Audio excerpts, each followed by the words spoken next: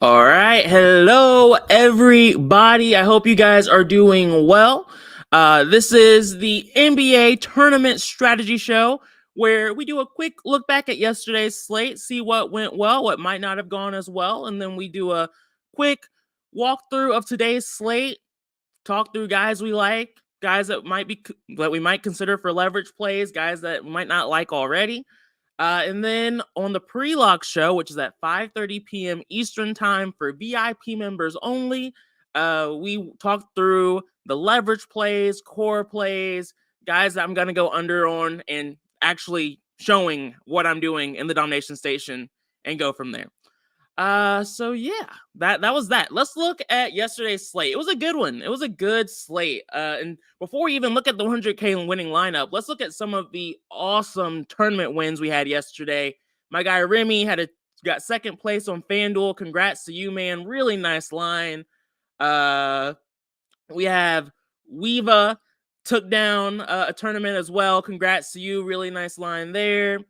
And then my guy Gino. Diego. He was so close to a takedown, but still a really, really profitable night. Turning $75 into 500 is nothing to, laugh at. So really great night. And also we had a ton of wins just across the board. Couldn't post everyone's. This was the $100,000 winning lineup. A little slow today, guys. Give me a break. And yeah, we had a lot go well. So like Jalen Brunson was a core play for me. Quentin Grimes was a core play. Pat Connaughton was a core play. Larry Nance, we were around field weight exposure on. We talked about him on the pre-lock show. I wasn't super confident about it, but I wasn't super confident about a lot. You don't have to be for things to work out. Isaiah Hartenstein, we were around 15% exposure on. We talked about him on the show yesterday. I was fine with the DS giving us that exposure. That was one where we were really just trusting the domination station, and it led us in the right direction. My guy LaMelo Ball was not a leverage play for me. We did talk about him yesterday. He was a leverage play for my guy B-Dubs. He was a lock for my guy Madness, both DFS Army coaches. So great job for you guys. The sim model, tried to have an example yesterday on the pre-lock show, actually, where I was using the sim model and trying to compare Julius Randle, Kawhi Leonard, and LaMelo Ball. And literally, as I was trying to make the example of why I was getting to Kawhi Leonard, the sim model updated and was like, no, LaMelo Ball is a better play.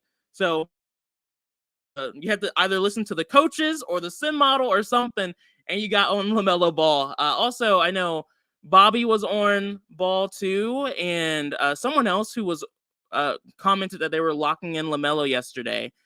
So I think that was definitely a good call too.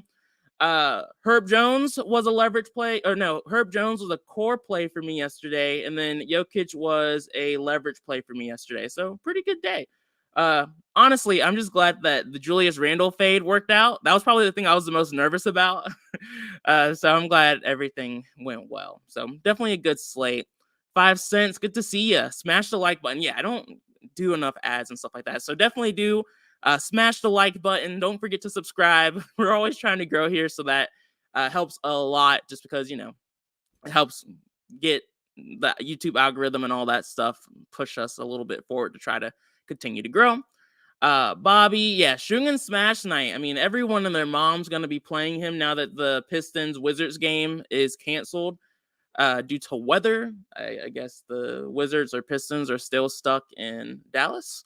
If anyone's in the Texas area or wherever the ice storm is, hope everyone's doing all right. Heard that was pretty rough. Michael said didn't take anything, but today is a new day. Exactly. Today is a new day. We just got to keep on moving forward. Kaboom said, Wagwan family, good to see you, man. Thomas Dye said, let's go. Exactly. Cedric, yeah, no, appreciate that. Yeah, the Herb Jones call was solid. Definitely wish that more of the leverage plays would have panned out, but still solid night. Like, could not complain. Bobby said had a buttload of ball last night. Nice. Love it. 5 cents said had no ball, but I had all the Plumlee and Middleton. Nice.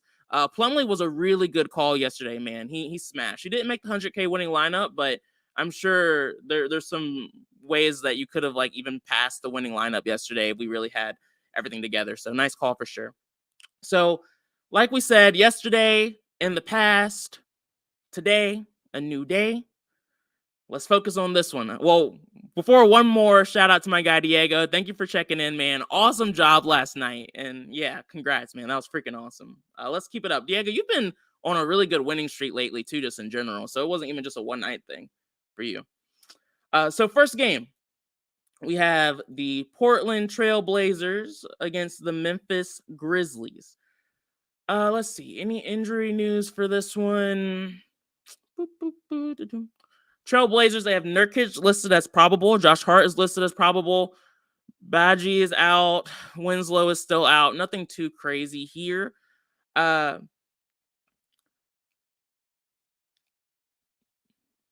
For the Memphis Grizzlies, Desmond Bane is questionable.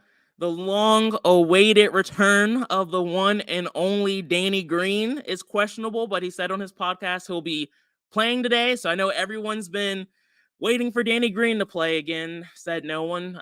John Contra is questionable. And then, of course, Steven Adams is still out. Green returning shouldn't move things for me too much. If I had to guess, he'll probably still be limited to some extent. So I don't really foresee him playing a ton of minutes. Danny Green, for those of you that don't know, is a guy that will burn you more often than not, but every now and then he can be a streaky shooter and break a slate. Again, he shouldn't play enough minutes for him to really matter as of right now, but I'm sure he'll be back and breaking our hearts here soon. Outside of that, with Adams out, it definitely does increase the viability of guys like Zaire, Williams, and Jackson. But at this point, they're kind of all priced appropriately where they don't really stand out too much for me.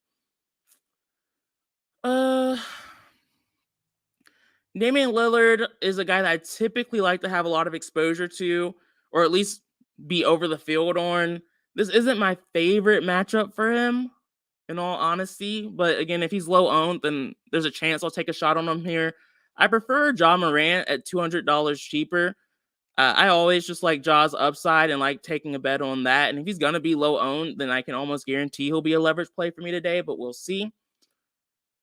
Jaren Jackson Jr. is interesting, but his price tag is a little bit prohibitive. So there's that. Anyone else stand out for me? Not really a ton as of right now. You can shoot threes on this Memphis team as of late. It hasn't been a strong suit of theirs over the last few games. So Anthony Simons is someone that's on my radar as a potential leverage play. But again, I'm not too passionate about these plays as of right now. I just kind of want to see how the slate develops.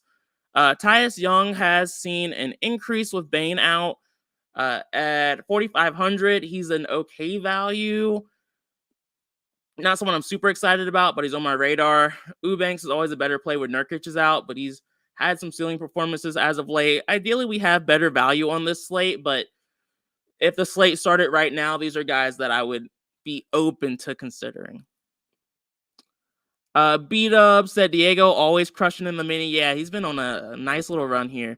JJ said, I'm here even though I'm the epitome of DFS. LOL. Always appreciate you, man. He's a filler. Awesome. All right. Anyone else? No, I think we can move on. The game's fine. I like Ja and crew, but not super excited about anyone in particular, to be honest.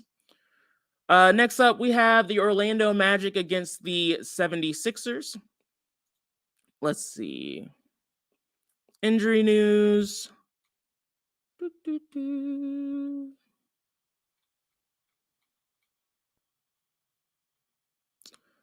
The Magic have Wendell Carter Jr. listed as questionable. That's really big. Chuma Okeke is listed as out. And then the 76ers, no shocker here, Joel Embiid's like the new Anthony Davis, is questionable and has been questionable a lot here lately. So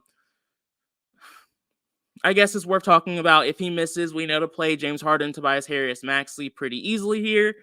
If he ends up playing, he's also viable. For the Orlando Magic side of things, though, with Wendell Carter Jr. being questionable, we see a boost to Mo Wagner, Mo Bamba, Bol Bol are like the three most obvious increases. Outside of that, I don't like playing the Magic guys. I don't have the best track record of playing Paolo in the right spots. So if the domination station gives me some exposure, I'm fine with it. I like him more if Joel Embiid is out, but as of right now, I'm pretty just meh on the situation. I'm much more excited about taking shots on Mo Wagner, Bamba, and Bol, to be honest with you. But we'll see. Very TBD, and they do have a decent amount of backup, so it's really just the price tags that I'm attacking here more than anything. You can never overlook James Harden. I know he didn't have the best game last time out. At 5%, if he's going to be low owned, I'll take a shot on him, no question. But again, it just really annoys me when Joel Embiid is questionable. It's just like, ugh. We know how to handle this situation for the most part. And if they're healthy, if they're all healthy and James Harden's going to be low owned, I'll take a shot. Might take a shot on Tobias Harris here at 6K too. But for the most part, I'm not super excited about it. So we'll see. The spread's pretty wide here as well, so no surprise here. We talked about it. That game's canceled. I might need to be reminded about that later, though, because I forget. So hopefully we get rid of that just so I don't have to keep unchecking that box. Next up, we have the... appreciate you, man. Diego said, all product of our content you guys put out, and I also backtest every slate. Backtesting is a huge piece to DFS. I agree, man. It's definitely something that you have to work on, and it's hard to explain sometimes. You just have to have like a really good feel for it. So I am a huge advocate for backtesting. Funny enough, I was talking to B-Dubs earlier a little bit, and B-Dubs was like literally first run in the backtest, made one change, able to have a 100K winning lineup. For me, it was a similar story, just putting a 20% min on LaMelo Ball, able to have a 100K winning lineup. And it helps you sometimes, even on slates that go well. If you didn't win first, it's like, okay, what could I have done differently? And so it's just like, okay, we were kind of leaning towards that direction. Really should have just trusted your gut a little bit more on that spot. So for me, I love backtesting because it just helps me, one, usually maintain like, okay, I'm on the right track. I'm doing the right stuff, when sometimes you can start to doubt yourself a little bit. Or if you are doing really badly, it can help create a new process that you might like a little bit better. 5 cents said, Paolo, all of no Embiid. Agreed. Again, like I'm always scared to play Benchero a little bit because I don't always have the best track record on getting him right. I think I was pretty... I was okay earlier this season, but over the last few months, like it just hasn't been my best call. So I doubt like he'll be a core player or a super strong leverage play, but I do want a decent bit if Embiid ends up being out. But again, big if. Next up, we have a revenge game, but it's kind of a sad one because it's Kyrie Irving with no one else against a really good Celtics team right now. For those that need to know, the Nets are without Ben Simmons, which kind of matters. He's a solid defender. TJ Warren is out. Yuta Watanabe is probable, and then Kevin Durant is still out. I know Seth Curry hurt a lot of people's feelings last time out. I'm okay going back there. Ideally, he'll be lower owned, and so I'm more than happy to take a shot on him again. Claxton also hurt a lot of people's feelings last time out, if I'm remembering correctly. So totally fine going back there. The Celtics don't really scare me a ton in the front court. Kyrie Irving's a tough trigger to pull.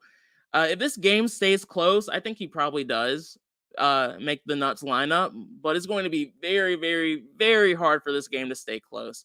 Right now, it's a 9-point spread, which isn't really that bad, especially since the Celtics are at home, which is interesting. But Kyrie Irving's on my radar for sure, especially if he's going to be this low owned. If he ends up being popular, then it would have been a pretty easy fade for me, but I'm always willing to take a shot on a good narrative. And really just like 5% would be fine here. Tatum isn't super interesting to me. Brown feels like... Let's see what the sim model thinks. Boston, and then Nets. They're right there. Yep. Yeah, sim model is not a fan of a lot of these guys. Brogdon's probably close to neutral. Nothing crazy there. Yeah, Seth Curry. I like Seth Curry a good bit, which is good. And Grant Williams. Interesting. Yeah, for me, again, I'm probably gonna take a shot on Kyrie here. Seth Curry's gonna be on my radar for sure. Probably a leverage play if I'm being honest. Robert Williams is currently listed as in. Marcus Smart is still out. Daniel Gallinari is still out.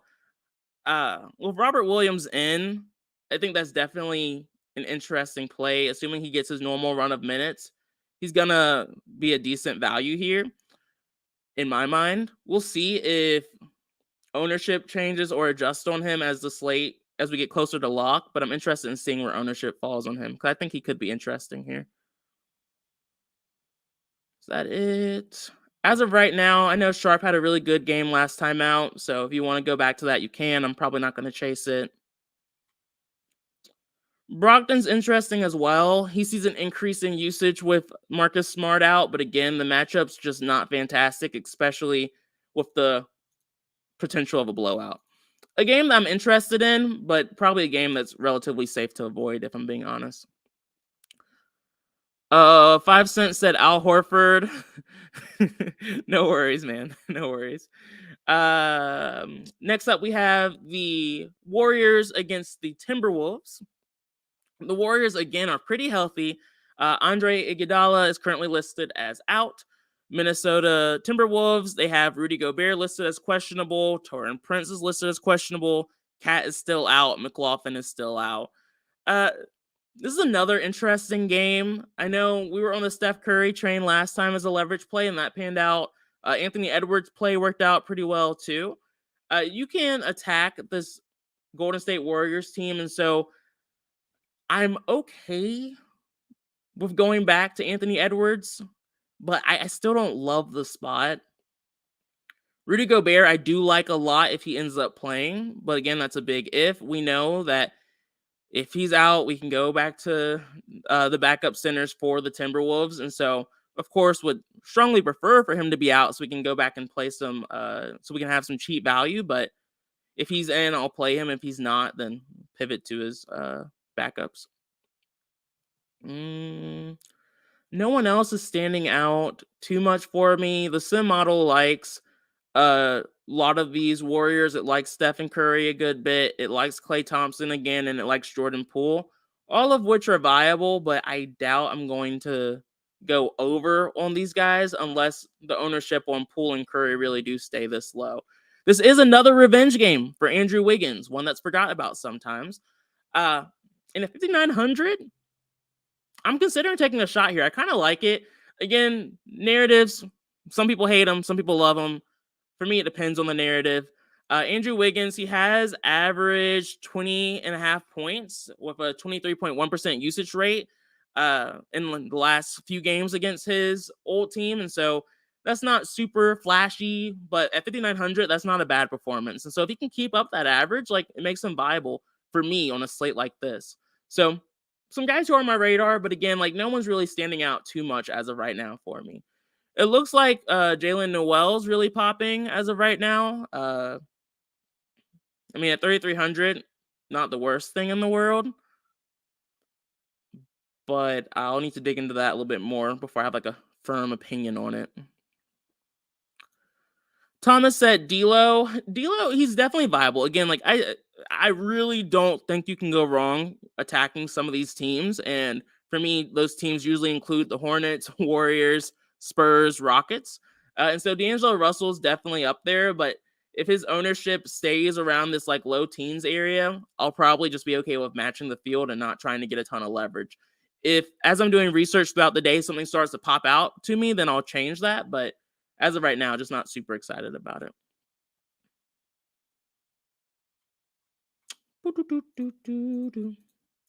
All right, last few games get a little bit more exciting. So for the Oklahoma City Thunder, another team that I don't love, but these are two bad defenses facing off against each other.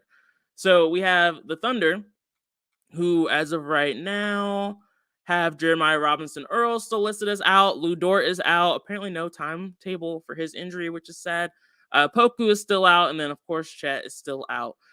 So from the Thunder side of things, I know SGA had like the slow start last time out and he started to turn things around last time.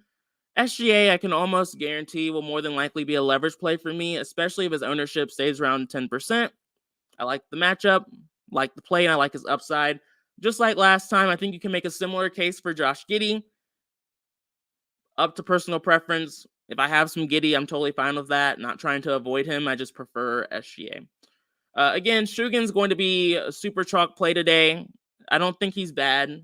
I think he's probably fine. The DS will probably like him a lot too, and he'll probably end up being close to a core play for me. Just one of those plays that, for me, kind of like whenever anyone's super popular, I just don't get super excited about it. I just know that's probably what I'm going to do. So it's fine. It's great matchup, great everything. Hard to find a reason not to do it, so it just makes sense. Is there anyone else? There's a ton of options actually in this game that are viable. Eric Gordon has been in nice form as of late. I think he's interesting, but again, he has some ownership. Isaiah Joe is, as of right now, going to be one of the more chalkier value options on the slate, which again, I think is fine. He's been in solid form as of late. Aaron Wiggins disappointed everybody last time out. To be honest, if he's going to be low owned, I'm totally fine putting like a 5-10% min on him and making him a leverage play again. If he hurts me this time, instead of having 60%, I have 10%, so I won't really care too much. Let's see. Anyone else I should look at here?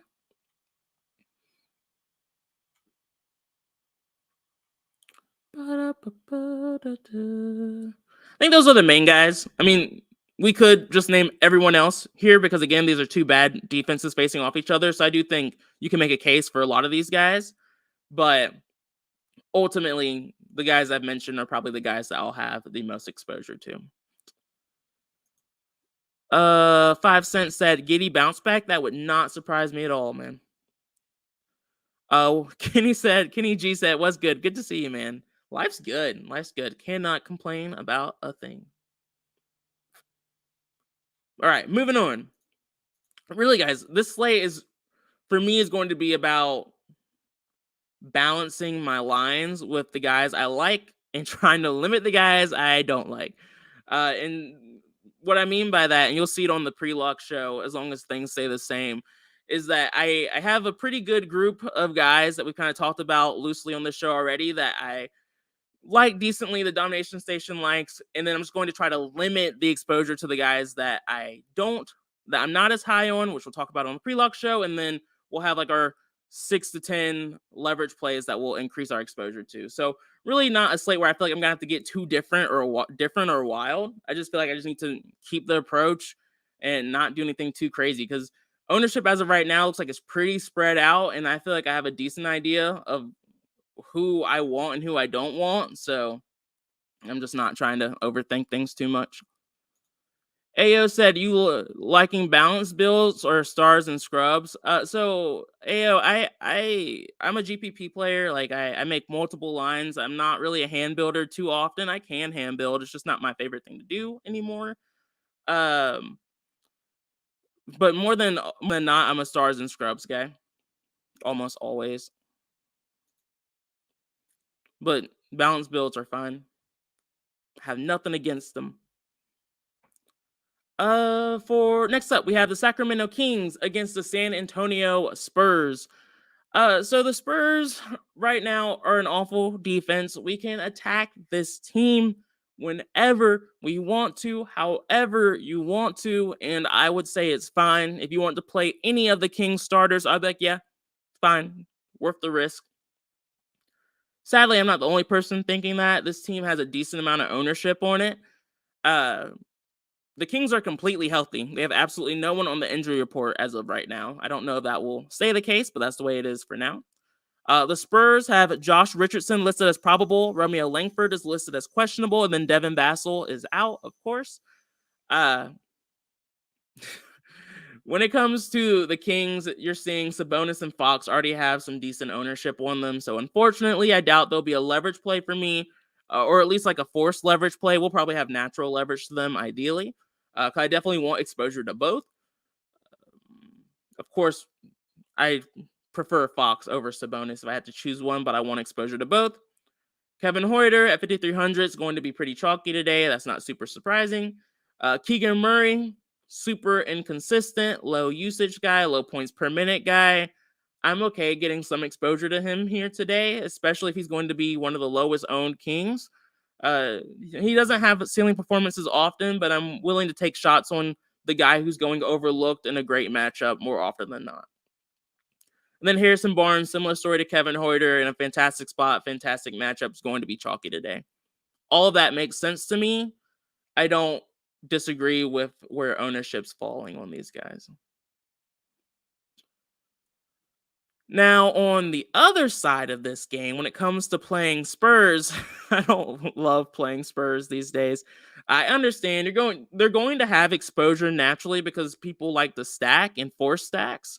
So Keldon Johnson will have ownership, Trey Jones will have ownership, Jakob Poeltl will have ownership, Sachan looks like actually won't be too popular. But a lot of these starters are going to have decent ownership. Kind of surprised that Collins isn't going to have any since he had a pretty big game last time out. For me, the Spurs are just going to be a trust the domination station kind of thing. I'm not really trying to force exposure to these guys. I understand the case. I think they're viable plays, just not guys that I like to force exposure to personally. Even though that Keita Bates-Diop play worked out that one time. Feels like forever ago. But still not trying to force that today. Bates-Diop is a better play when Romeo Langford is out. Romeo Langford is really cheap. Interesting. All right, two more games. Next up, we have the Toronto Raptors against the Utah Jazz. From an injury news standpoint, the Raptors still have Anunoby out. Otto Porter is still out. News that doesn't really matter too much these days. They've been out for a while. The Jazz are pretty much healthy. They have Fontecchio out. And so both of these teams are relatively healthy. Siakam has been in awful form. He did not come through for us last time out. But I am more than willing to go right back to the well and play a good bit of Siakam on this slate. So he's another guy you can pretty lock in for me as a leverage play. Lauri Markkanen is one of those guys, kind of like Pinchero. I get him right every now and then, but more often than not, I get him wrong. So he's the guy that I'm just going to kind of trust the domination station on. If I get exposure, I get exposure, not planning on forcing it, unless his ownership falls a lot. Fred VanVleet and Scotty Barnes are both going to be guys I have exposure to. The real question is how much. I'm not certain that I want Fred VanVleet to be a leverage play for me yet. I don't feel strongly enough about it, but the potential is there. And then Scotty Barnes ideally would just be a natural leverage play for me, which for me means I don't have to force exposure to him. I don't have to force him in. I'd rather just kind of like naturally have 8 to 10% exposure to him. But we'll see what happens when I run later today. And then Gary Trent Jr. really isn't on my radar as of right now. But I'll dig a little bit deeper into him when I'm doing research to see if I feel like we're missing out on something. The minutes are always there for him. You just need a shot to fall. So I just need to dig a little bit deeper into like matchups and things like that to see if I can find a reason to play him. And then Achua, yeah, he panned out for us last time around. 5,700, probably still a little bit too cheap for his role.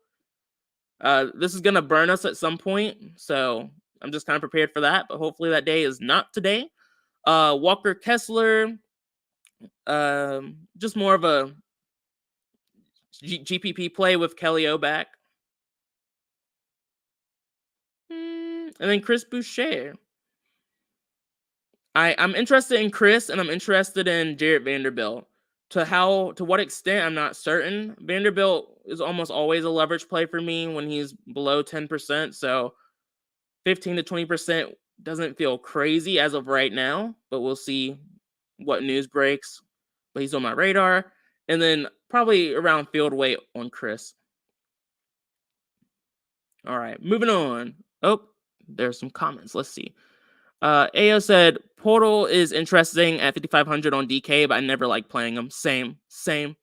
I agree. I feel that way about almost all of the Spurs all the time. The Spurs are almost always a little bit too cheap for the upside they have, but they almost never hit the upside they have. So it's just like, Uh, it always makes sense to play them just because of their price tag, but I just kind of hate doing it.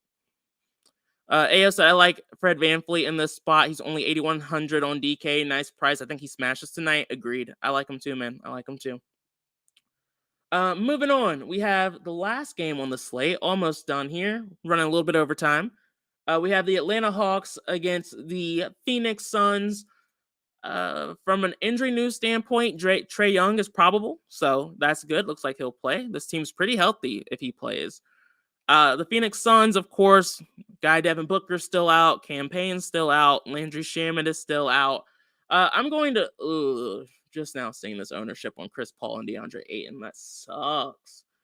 They were both going to be leverage plays for me today, more than likely. They'll probably still be. That's tough. That ownership's tough to swallow going double the field on. We'll see how lineups work out, but I do like them both. They're both in solid spots. They're both strong plays for me today. Cam